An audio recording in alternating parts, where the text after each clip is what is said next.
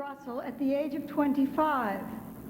He wrote it at the request of his homosexual brother-in-law, who edited a magazine called The Golden Urn.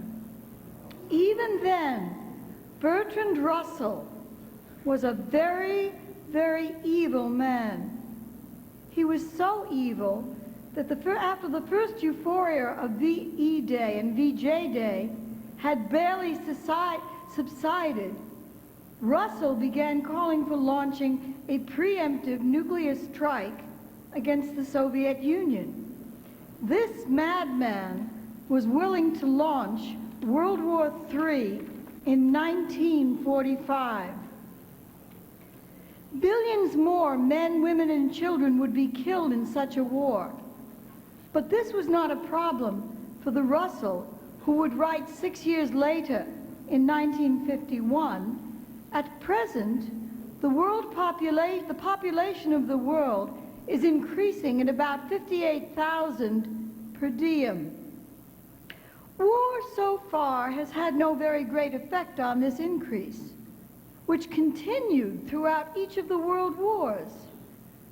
War has hitherto been disappointing in this respect. Of course, Russell proved to be ahead of his time. Only after the assassination of President Kennedy and the ugly Vietnamese War would his views begin to appear credible. In 1945, anyone who advocated a conference such as the Cairo Conference would have immediately been recognized as a Nazi. In the next hour, we will allow Russell and a number of his collaborators to reveal their secret agenda, how they plotted to build the ultimate terror weapon, an atomic bomb, so that they could use it to control the world. In 1945, on August 6th, the United States dropped an atomic bomb, a uranium device, on the city of Hiroshima. The devastation from this attack was so great that at first the government in Tokyo could not even find out what had happened because there was no communication left with the region. A second nuclear attack was planned for August 10th, but the timing was moved up one day, lest the Japanese surrender before this plutonium bomb could be tested. And so, just 3 days later, on August 9th, the oldest Christian city in Japan, Nagasaki, was bombed. Desperately, the Japanese were trying every way to contact the American government in order to surrender. Finally, the war did end 1 day later. The Japanese people suffered horrendously during the war, and particularly at its end. But in a very definite sense, the American people also have been victimized. For 50 years, the threat of nuclear warfare has been used as a battering ram to destroy the whole of the moral fabric of our society.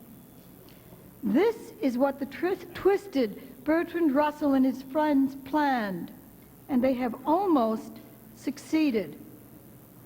The lives of every one of us in this room have been shaped by Bertrand Russell and his ugly associates. Are you a scientist? Don't you know that science is destroying the biosphere?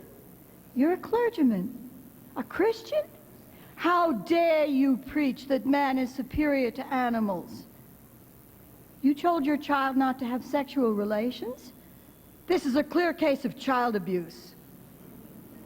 For 50 years, Russell and his friends have been trying to brainwash us into accepting their degraded notion of the inherent bestiality of man. And now it is taught in almost every classroom. In his 1951 book, The Impact of Science on Society, Bertrand Russell explained his plan for the new society. Let's listen to him again. Life is a brief, small, and transitory phenomenon in an obscure corner, not at all the sort of thing that one would make a fuss about if one were not personally concerned. The danger of a world shortage of food may be averted for a time by improvements in the technique of agriculture. But if population continues to increase at the present rate, such improvements cannot long suffice. Such a situation can hardly fail to lead to world war. World War II, in fact, had hardly ended before that self-styled pacifist, that man of peace, Bertrand Russell, was urging the preemptive nuclear bombing of the Soviet Union. In 1959, he discussed the apparent contradiction in a BBC interview. Lord Russell, is it true or untrue that in recent years you advocated that a preventative war might be made against communism, against the Soviet Union? It's entirely true, and I don't repent of it now. It was not inconsistent with what I think now. At that time, nuclear weapons existed only on one side, and therefore the odds were the Russians would have given away. I thought they would. Well, suppose they hadn't given away. I thought and hoped that the Russians would give way, but of course you can't threaten unless you're prepared to have your bluff called. At that time, Russell wanted to enforce the kind of United Nations policing powers over the Soviet Union which are in force against Iraq today. The same kind of IAEA controls which have almost brought us to war with North Korea over the ridiculous claim that they were stockpiling bomb-grade plutonium.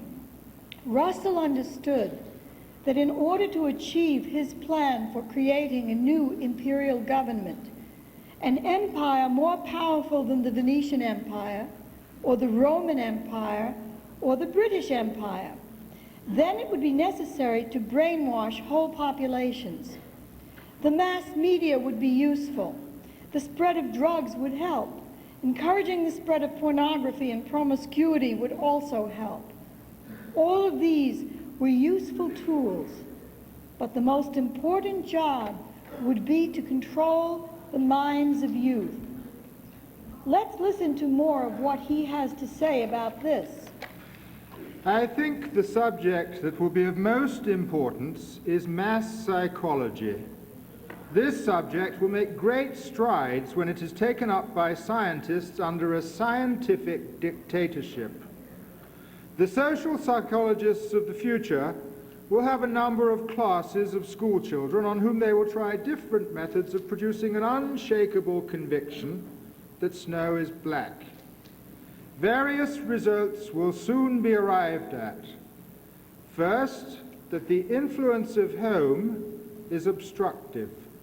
Second, that not much can be done unless indoctrination begins before the age of 10. Third, that verses set to music and repeatedly intoned are very effective. The bomb would be the weapon which would be used to terrorize the people of the world into submission. Let's tune back in on Bertie. The atom bomb, and still more the hydrogen bomb, have caused new fears involving new doubts as to the effects of science on human life. If, however, the human race decides to let itself go on living, it will have to make very drastic changes in its way of thinking, feeling, and behaving. We must learn not to say, "Never, better death than dishonor."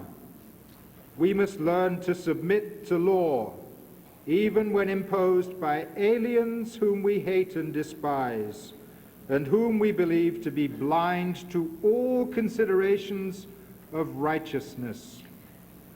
By January of 1945, the Second World War was coming to an end. Victory for the Allies was a foregone conclusion, even though many lives would still be lost. It was even money whether the Japanese or the Germans would be the first to surrender. Japanese representatives had urgently asked the Pope to intercede with President Roosevelt to open negotiations for ending the war, and they had made a similar request to Joe Stalin. Pope Pius XII agreed, and a meeting between him and Roosevelt was planned in which this would be one item on the agenda. It never occurred because in April, Roosevelt died and Harry Truman took office. But wait. Are you saying that we didn't have to drop the bomb to end the war? Now, I always heard that by dropping the bomb and forcing the Japanese military to surrender, millions of lives, American lives and other lives, were saved. Many people believe this, but it is simply not true. By the summer of 1945, bombing raids on Japan had to be stopped because most of the major cities of Japan had already been destroyed by firestorms. The Japanese no longer had the fuel to defend their cities from air attack. But listen to what Edwin Reischauer had to say on the bombing in his 1986 autobiography.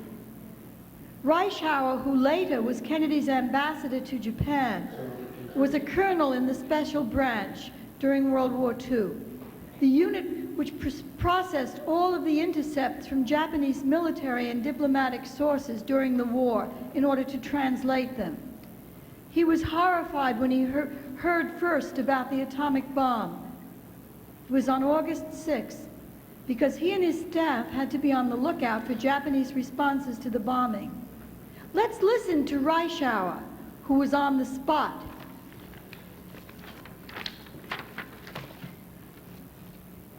On the morning of August the 6th, I was called into the central office of Special Branch, together with about 5 other officers, and told about the dropping of the bomb on Hiroshima. It was necessary that we know so that we could be on watch for the reaction of the Japanese. We were even given a list of the other potential target cities, which to my horror included Kyoto, though it was fortunately near the bottom. The United States had made a special effort to avoid the destruction of cultural monuments, but Kyoto was the largest of the few cities not yet burned out by firebomb raids, and it was a key railway crossroads. All of us at Special Branch were stunned and dismayed at the news. Through the military and diplomatic messages, we knew how near to defeat Japan already was, and how eager some elements in the government were to bring an end to the fighting.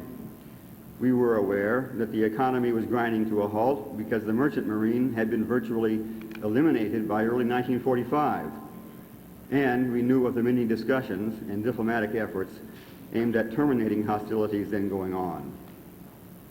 We looked dazedly at one another, and someone muttered something about hitting below the belt when the opponent was already on the ropes.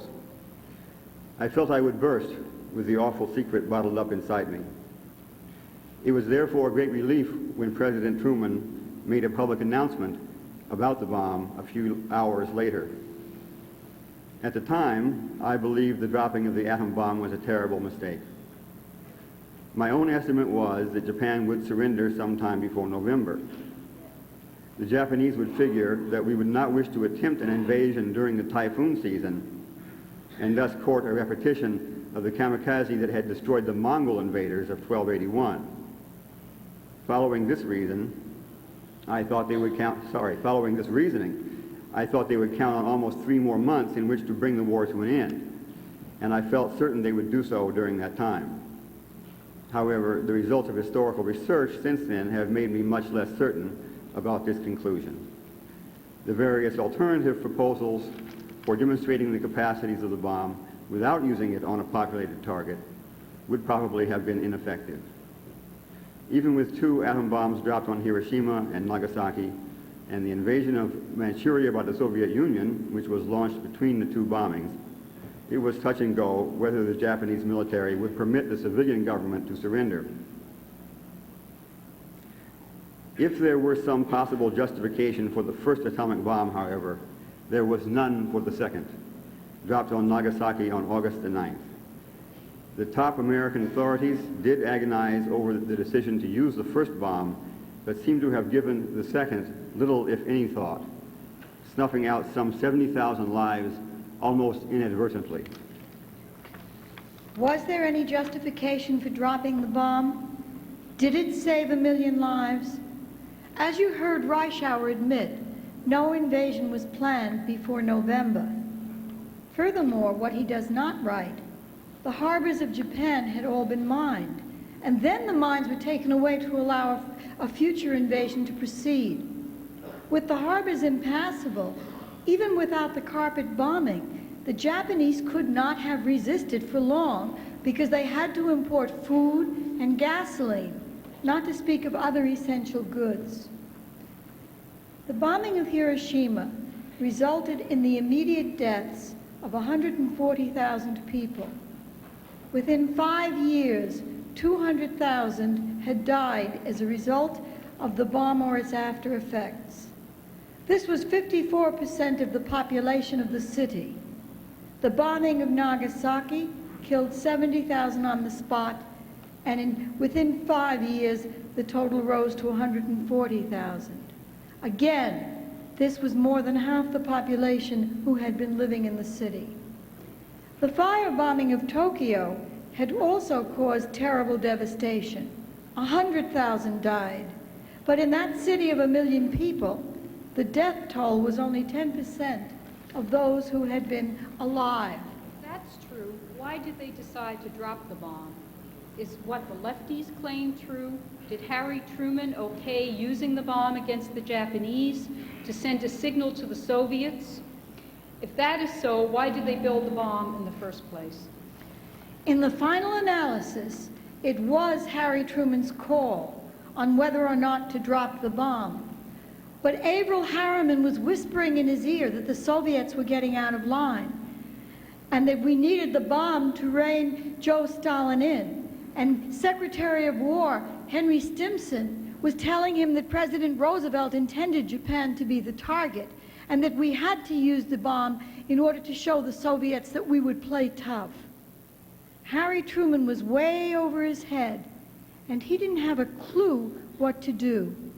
He hadn't been briefed about most of the details of the war. He had not known about the atom bomb. Now, he had to go to Potsdam to meet with Stalin and Churchill.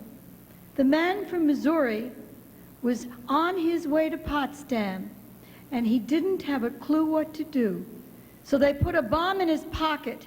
That little man with the bomb could face down the big guys. But let's hear what the plans were of the men who put the bomb in his pocket, so to speak.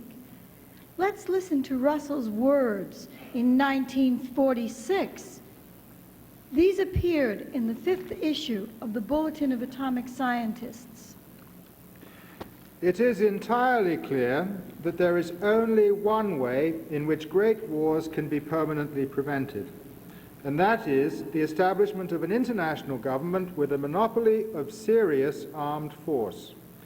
When I speak of an international government, I mean one that really governs, not an amiable facade like the League of Nations or a pretentious sham like the United Nations under its present constitution.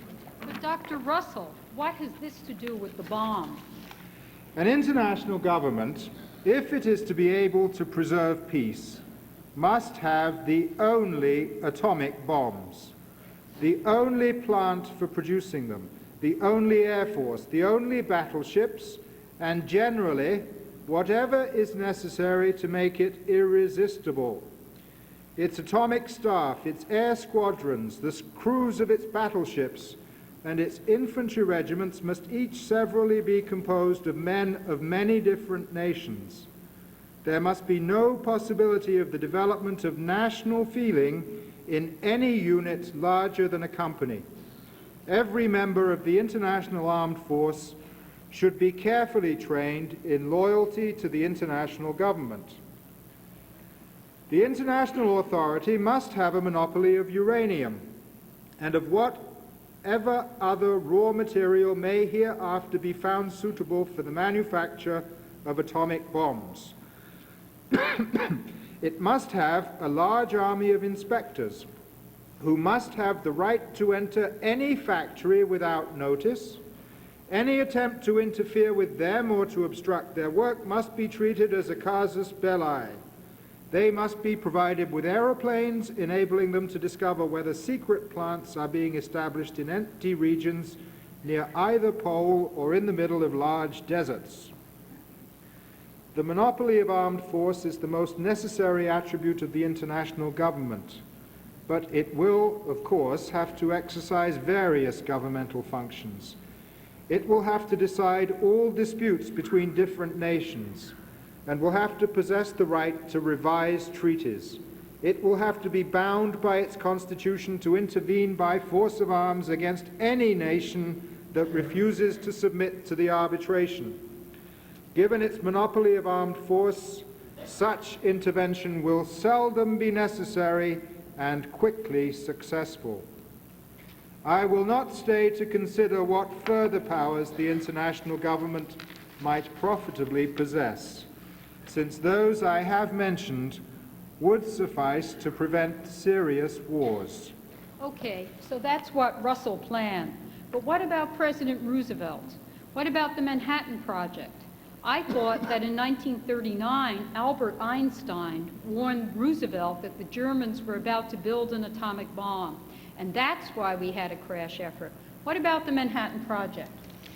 Yes, many of the scientists who worked on the Manhattan Project were afraid that the Germans would build an atomic bomb, but not Bertrand Russell, or science policy advisors like Niels Bohr, or even President Roosevelt himself. In the early days of the war, British and American intelligence established that the Germans could not build an atomic bomb and were not even seriously trying to. This was so for many reasons. For one thing, too many top German physicists had been forced to emigrate out of Germany to escape the Nazi terror, or because they opposed the regime. Even though Werner Heisenberg, who was the leading scientist on top of the project, remained, he made it very clear to all of his associates in the United States, Britain, to Niels Bohr and so forth, that he would not produce a bomb for Hitler. And he was in touch with the Allied underground through friends during the war. More to the point, Hitler did not see the need for a major investment like the Manhattan Project, because he knew that if he was going to win the war, it must be by a blitzkrieg. The war had to be won for Germany quickly before the United States military machine came to full strength, or it would not be won at all. By the time that Hitler realized that it would indeed be a long war, Germany could no longer afford the scale of investment necessary. Ostensibly, the bomb was being built to counterbalance a potential Nazi threat, so that if Hitler were to have gotten the bomb, he would still be afraid to use it. But this does not explain the fact that $500 million was allocated to the Manhattan Project after VE Day. The war with Europe was over, and 1/4 of the entire cost of the project was incurred at that time. Nor does it explain why the bombs were used against Japan. In 1939, a grouping in the top reaches of the British policy-making establishment convinced Winston Churchill that now was the time to go with nuclear power. The Americans would have to be brought in on the act because of the enormous cost of the project, but they could be controlled in the long run. The idea of using nuclear energy to build a bomb was not a new idea for the British by any means. Russell wrote about this and his plans to dominate the world on behalf of the British oligarchy in a book called Icarus, or The Future of Science, which he wrote in 1924. There he described how the bomb would be used as a tool to bring about world government. Even that early, he understood that the days of the British Empire were numbered. If the empire was to survive, it would have to be recreated in a different form, as a world government, not a British government. His title, Icarus, is a play on the legend of the scientist who built himself a pair of wax wings, but flew too close to the sun, so that his wings melted. Russell believed that the Icaruses of this world must learn that they cannot fly. They cannot conquer space. Man must stick in the dirt or be destroyed. Let's listen to this greeny Bertrand Russell explain his plans for world government in 1924. I fear that the same fate may overtake the populations whom modern men of science have taught to fly. Some of the dangers inherent in the progress of science, while we retain our present political and economic institutions, are set forth in the following pages. One general observation to begin with. Science has increased man's control over nature, and might therefore be supposed likely to increase his happiness and well-being. This would be the case if men were rational, but in fact they are bundles of passions and instincts. There is, however, a hopeful element in the problem. The planet is of finite size. Before very long, the technical conditions will exist for organizing the whole world as one producing and consuming unit. If, when that time comes, two rival groups contend for mastery, the victor may be able to introduce that single worldwide organization that is needed. There would be at first economic and political tyranny of the victors, a dread of renewed upheaval and therefore a drastic suppression of liberty. But if the first half-dozen revolts were successfully repressed, the vanquished would give up hope and accept the subordinate place assigned to them by the victors in the great world trust. The threat of nuclear war was to be the means by which Bertrand Russell intended to create his one world empire. Harvard President James B. Conant was the man who, along with Henry Stimson and Vannevar Bush, was responsible for political supervision of the Manhattan Project. He was a friend of Bertrand Russell. In December of 1940, Russell was scheduled to make a lecture tour of the United States. He wanted to escape from Britain, which was then at war. Many American colleges, like City College, refused to allow him to speak because he was a champion of free love. Dirty Bertie was so unprincipled that he would force his teenage stepdaughter to watch him having sexual intercourse with her governess. Not surprisingly, the young girl had a nervous breakdown. Anyway, one of his few defenders at the time in the United States was his friend, James B. Conant, who invited Russell to give the prestigious annual William James Lectures at Harvard. It was he, Stimson, and Bush who were responsible for urging President Truman to use the bomb against the Japanese. After the war was over, as time went on, many people came to question that act. In answer to criticism by clergymen, Conant wrote in the New York Times on March 6, 1946, "If the American people are to be as deeply penitent for the use of the atomic bomb, why should they not be equally penitent for the destruction of Tokyo in the 1,000-plane raid using the M69 incendiary, which occurred a few months earlier? I may say that I was deeply involved with one method of destruction as the other, so at least on these 2 points I can look at the matter impartially. If we are to be penitent for this destruction of Japanese cities by incendiaries and high explosives, we should have to carry over this point of view to the whole method of warfare used against the Axis powers." He had not changed his mind by 1968 when he answered a similar letter from a Mrs. Popper in the same vein. You speak of the conflict in the minds of those who were working on the bomb before Hiroshima, probably because of my connection with the use of gas in World War I and my close connections with the sections of the NRDC which were developing napalm incendiary bombs so devastatingly effective against Tokyo, The conflict of which you speak hardly existed in my mind. Firebombing was a technique developed by the British on the basis of their observations of the damage done by incendiary markers used by the Germans to illuminate bombing targets in Britain. It was directed against the civilian populations of Hamburg and Dresden in the last months of the war. It was used to destroy 48 of Japan's largest cities. People caught in a firestorm would die because the oxygen they needed to breathe had been sucked up in an artificially created tornado. Of course, they were also burned alive. The use of such terror tactics against men, women, and children was resisted by the U.S. military command, but ultimately it became the accepted practice of both Britain and the United States Air Force. Still, the potentialities of atomic weapons were far more devastating, both in practice and in principle. The British had practiced the terror bombing of civilian populations on their rebellious colonies since the 1920s. Iraq was one of their targets then.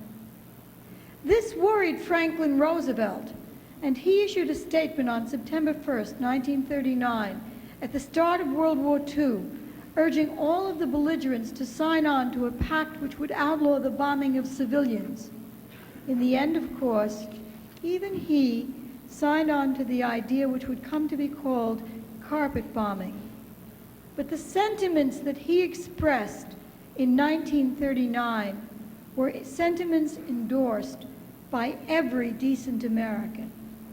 The ruthless bombing from the air of civilians in unfortified centers of population during the course of the hostilities which have raged in various quarters of the earth during the past few years, which has resulted in the maiming and in the death of thousands of defenseless men, women, and children, has sickened the hearts of every civilized man and woman, and has profoundly shocked the conscience of humanity. If resort is had to this form of inhuman barbarism during the period of the tragic conflagration with which the world is now confronted, hundreds of thousands of innocent human beings who have no responsibility for and who are not even remotely participating in the hostilities which have now broken out will lose their lives. I am therefore addressing this urgent appeal to every government which may be engaged in hostilities publicly to affirm its determination that its armed forces shall in no event and under no circumstances undertake the bombardment from the air of civilian populations or of unfortified cities upon the understanding that the same rules of warfare will be scrupulously observed by all of their opponents. I request an immediate reply. All of the belligerents agreed that they would not bomb innocent civilians. But, of course, they did. President Clinton studied under Carroll Quigley at Georgetown University. Perhaps he was influenced by Quigley's view of the bomb. Quigley wrote in his book, Tragedy and Hope, "The decision to use the bomb against Japan marks one of the critical turning points in the history of our times. We cannot now say that the world would have been better, but we can surely say that it would have been different.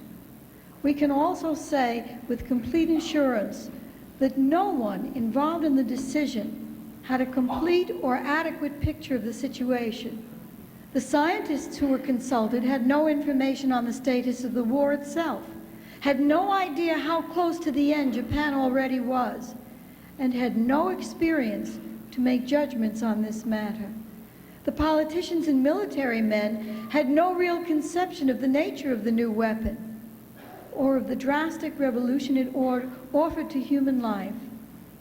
To them, it was simply a bigger bomb, even a much bigger bomb, and by that fact alone, they welcomed it. The cost of the Manhattan Project was $2 billion. We can multiply that by at least 10 times to estimate what it would have cost in today's dollars. Majority Leader John W. McCormick joked to friends that if the bomb had not worked, he expected that he would face penal charges for having voted the funding.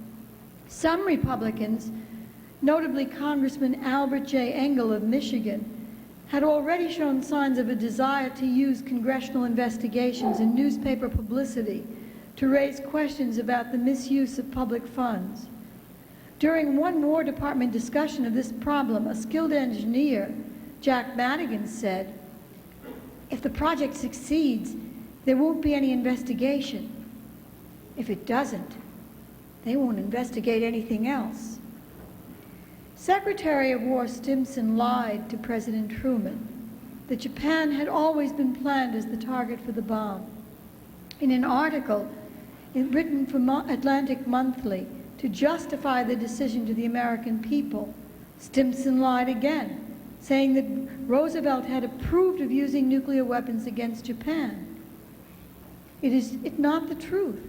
The truth is that Roosevelt had left the decision on whether or not to ever use the bomb under any circumstances open.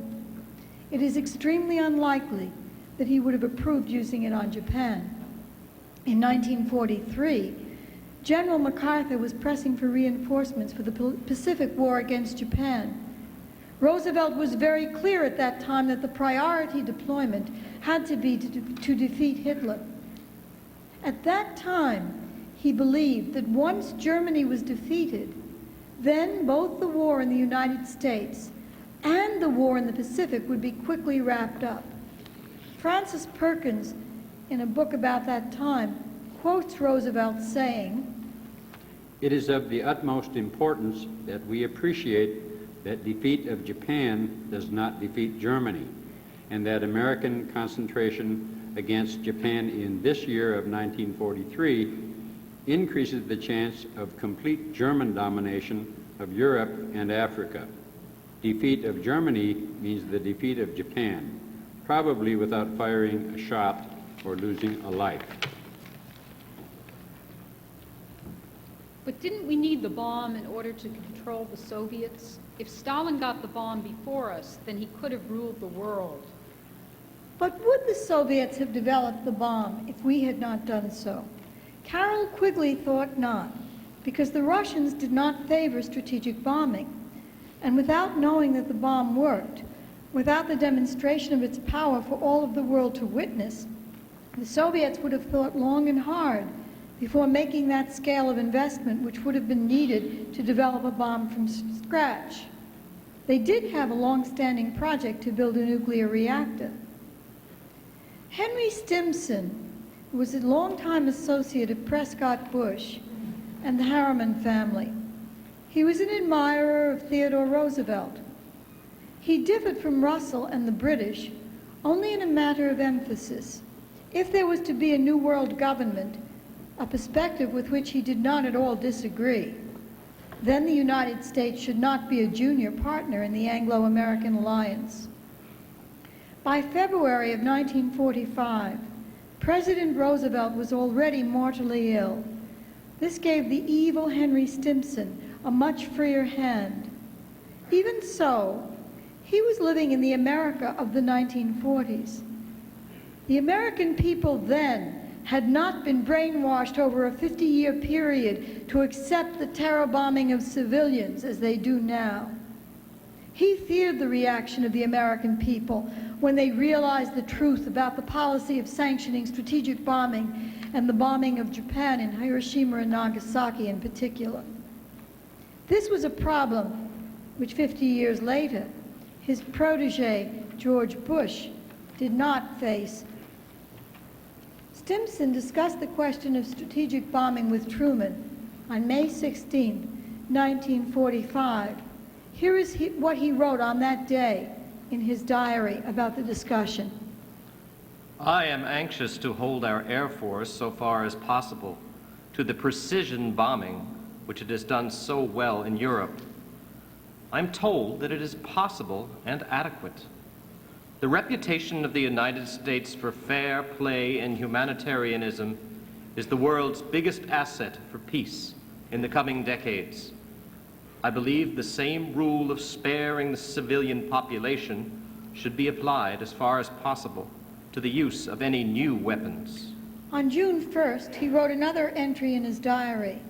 He had met Truman again, and this time they specifically discussed using atom bombs against Japan. I told him how I was trying to hold the Air Force down to precision bombing, but that with the Japanese method of scattering its manufacture, it was rather difficult to prevent area bombing. I told him I was anxious about this feature of the war for two reasons. First, because I did not want to have the United States get the reputation for outdoing Hitler in atrocities. And second, I was a little fearful that before we could get ready, the Air Force might have Japan so thoroughly bombed out that the new weapon would not have a fair background to show its strength. He said he understood. Harry Truman did not know much about the conduct of the war before President Roosevelt's death. He was a little man stepping into a big job, and he was way over his head.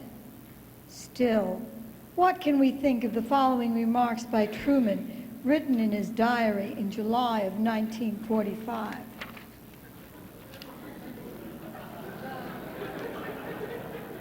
We have discovered the most terrible bomb in the history of the world.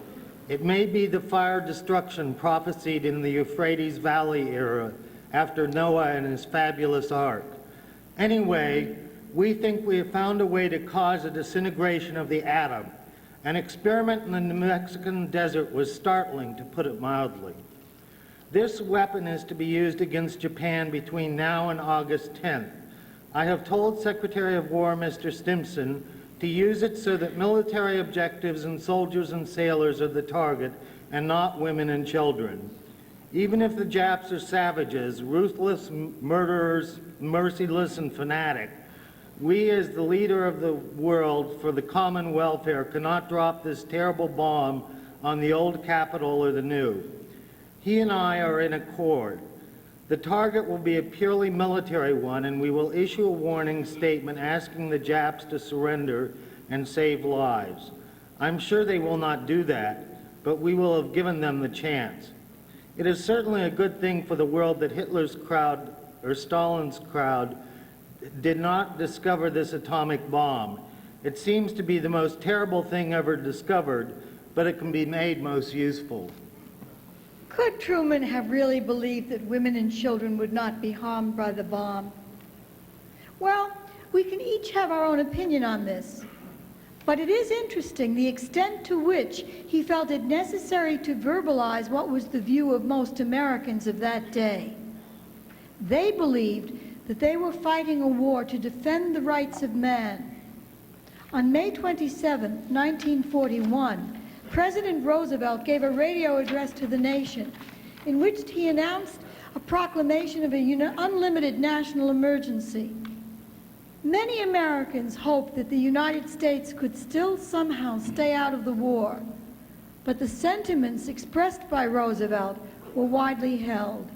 Let's listen to President Roosevelt's emergency proclamation. We will not accept a Hitler-dominated world, and we will not accept a world like the post-war world of the 1920s, in which the seeds of Hitlerism can again be planted and allowed to grow. We will accept only a world consecrated to freedom of speech and expression, freedom of every person to worship God in his own way, freedom from want, and freedom from terror. Harry Truman, on the other hand, had other ideas. In the spring of 1941, Hitler attacked the Soviet Union. Truman was then a senator, and he rated the two dictatorships as being morally equivalent. Truman recommended that America encourage the Soviet Union and Germany to fight each other to the death. If we see that Germany is winning, we ought to help Russia. And if Russia is winning, we ought to help Germany, and that way let them kill as many as possible, although I don't want to see Hitler victorious under any circumstances. Neither of them think anything of their pledged word. The four freedoms. This is what most Americans believed that the war to be about. They were fighting for freedom, not to save the British Empire. They were fighting for the men and women all over the world who would have the four freedoms. Roosevelt took his son with him to Casablanca, to the Big Four Summit Conference, which was held there in 1943. One day when they were alone together, he confided his plans to his son. When we've won the war, I will work with all my might and main to see to it that the United States is not wheedled into the position of accepting any plan that will further France's imperialistic ambitions or that will aid or abet the British Empire in its imperial ambitions. At a private dinner shortly after the attack on Pearl Harbor, Roosevelt told his dinner guests that Churchill had to be made to understand the way American people felt about Britain. Our popular idea of that role may not be entirely objective, may not be 100% true from the British point of view. There it is. And I've been trying to tell him that he ought to consider it. It's in the American tradition, this distrust, this dislike, and even hatred of Britain. At the start of the war, Roosevelt and Churchill jointly issued the Atlantic Charter. He and Churchill had very different ideas about it. Here is what Roosevelt had to say. I am firmly of the belief that if we are to arrive at a stable peace, it must involve the development of backward countries. I can't believe that we can fight a war against fascist slavery and at the same time not work to free all people over the world from a backward colonial policy. Not surprisingly, this was not to the liking of the British War Cabinet, which rejected Roosevelt's interpretation and asserted that the Atlantic Charter could have no reference to the internal affairs of the British Empire. There are many such quotations from Roosevelt's public and private remarks. For example, his advisor Charles Taussig recorded in his diary that the president said he was concerned about the brown people in the East. He said that there were 1.1 billion brown people. In many Eastern countries, they are ruled by a handful of whites, and they resent it. Our goal must be to help them achieve independence. 1.1 billion potential enemies are dangerous. To provide a decent life for these people and the billions who would come after them, nuclear energy would not only be a blessing, but a necessity. Can we then say that at least the bomb opened up the possibility of the use of atoms for peace, to paraphrase President Eisenhower? The answer is no. The discovery of that energy, trapped within the nucleus of atoms, that the energy could be released, was known for decades before the bomb was built. Pierre and Marie Curie, Ernest Rutherford, William Harkin, Enrico Fermi, Ida Nodak, Ada Hahn, Lisa Meitner.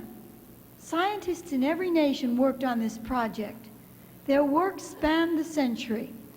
A crash effort to develop the technological capability to release the energy of the atomic nucleus could have been launched at any time. But this was not to happen because men like Bertrand Russell did not want such a resource to become available.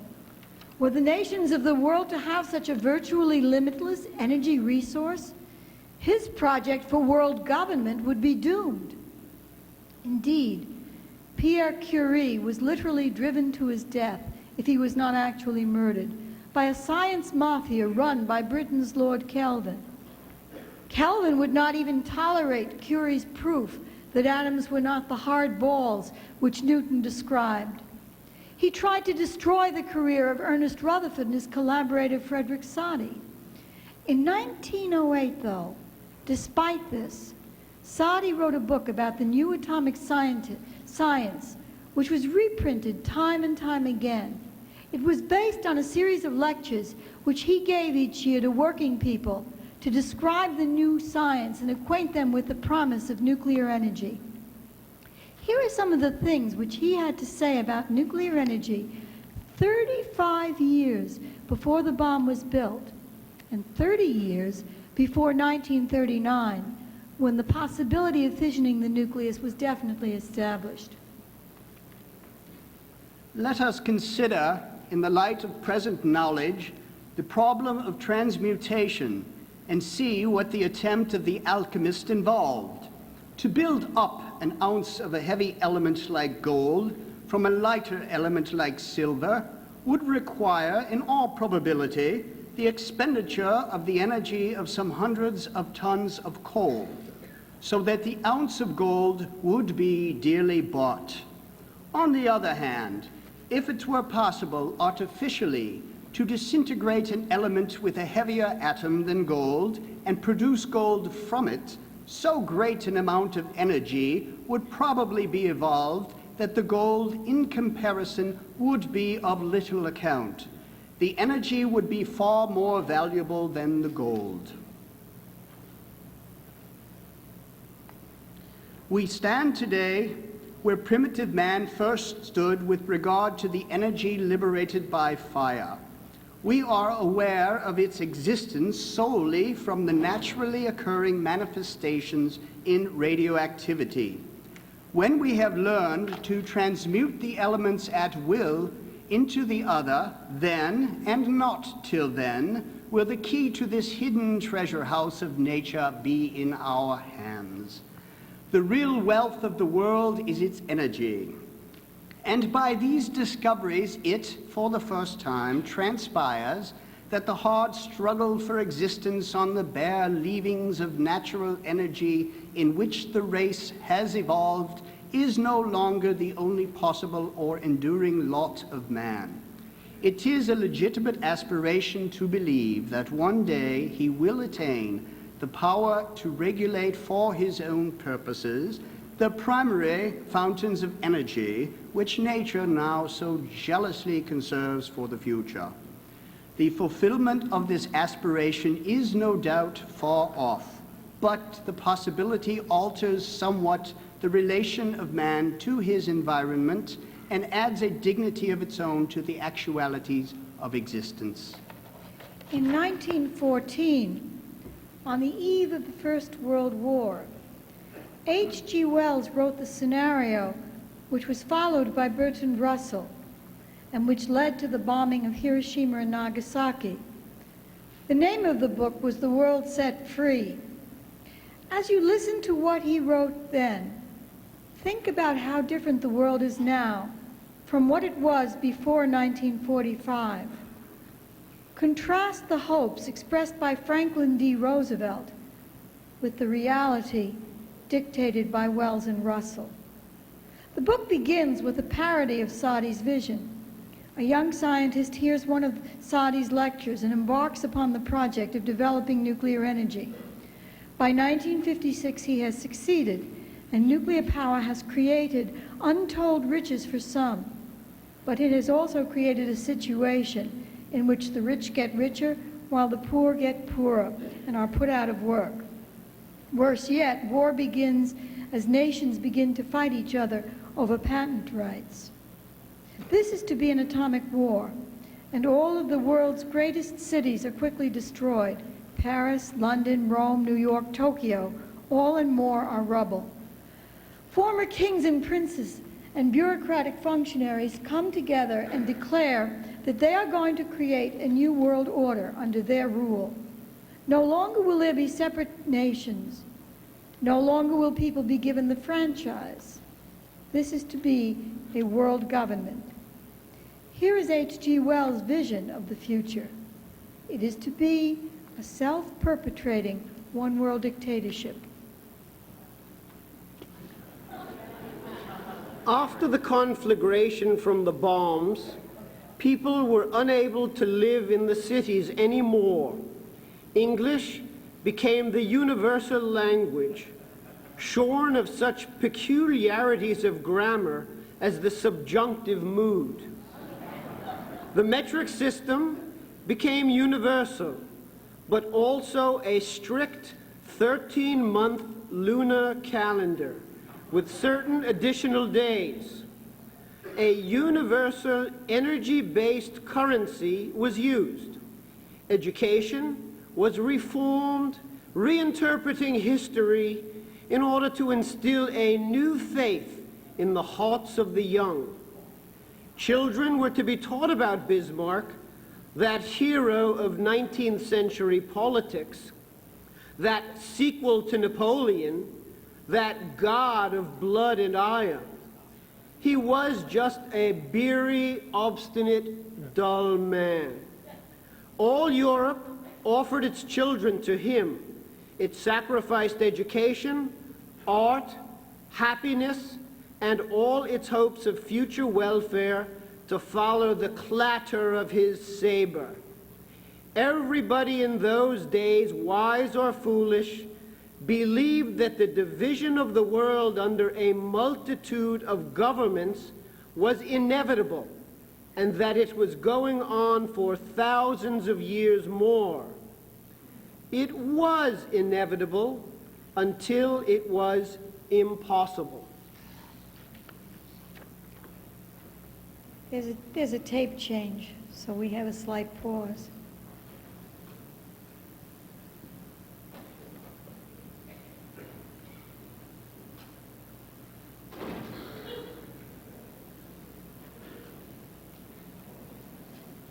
In actual fact, the first nuclear war was fought in 1945.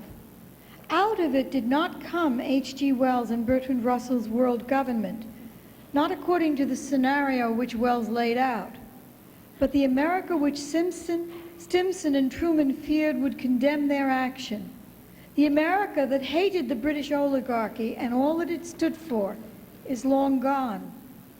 To understand why Russell and Wells were so successful in undermining the foundations of our republic, we must look back in time, not just to 1945 or 1908, but we must look back over at least 600 years of human history.